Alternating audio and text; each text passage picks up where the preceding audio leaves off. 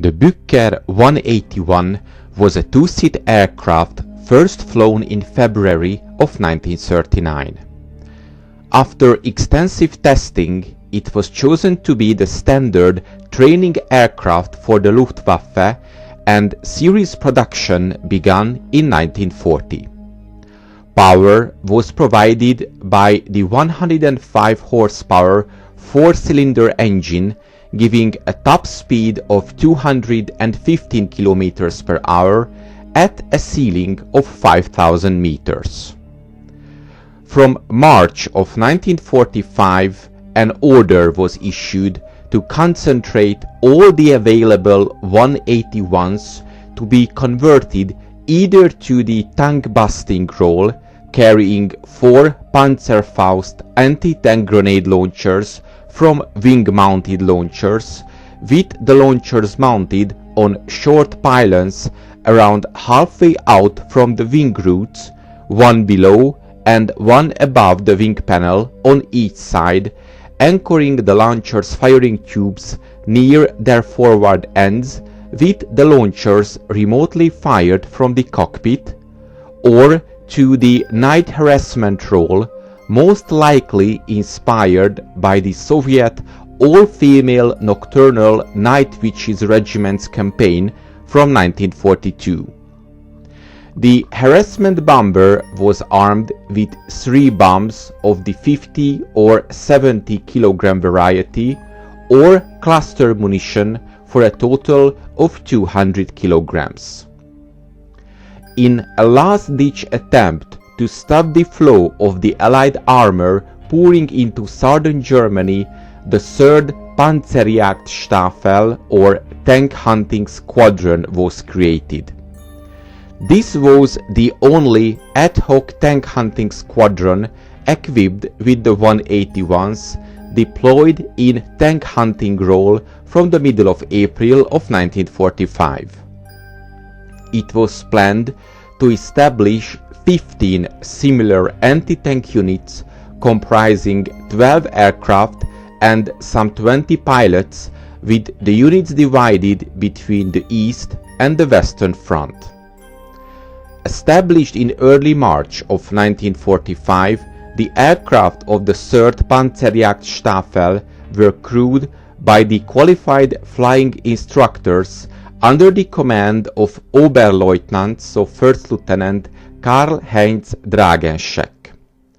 The pilots had trained to close to within 500 meters of enemy tanks before pulling up to around 30 meters altitude and then diving on their targets, unleashing the rockets at a distance of only some 100 meters before banking sharply away in order to escape the blast wave from the exploding rockets.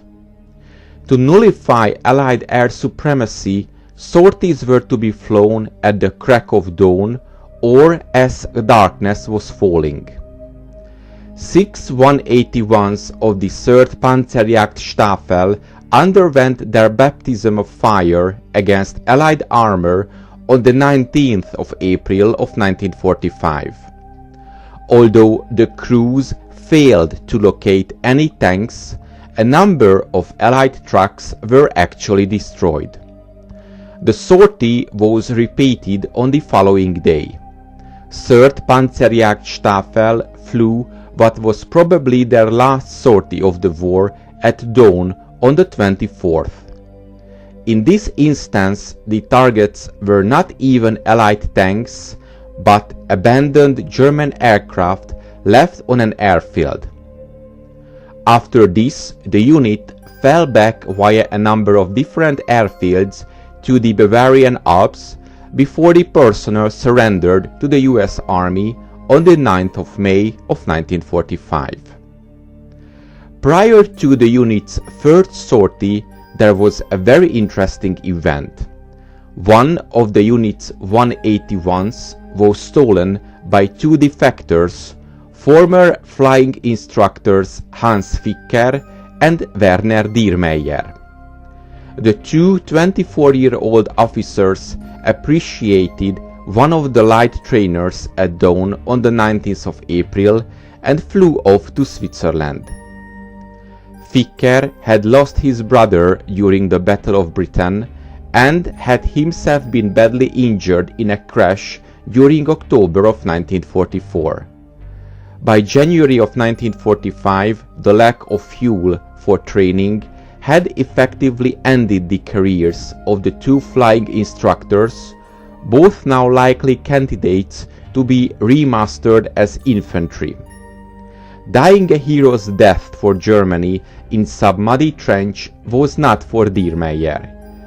He had at one point been offered a chance to retrain on the Messerschmitt ME-262, but in the chaos of the last month of the war, nothing had come of this.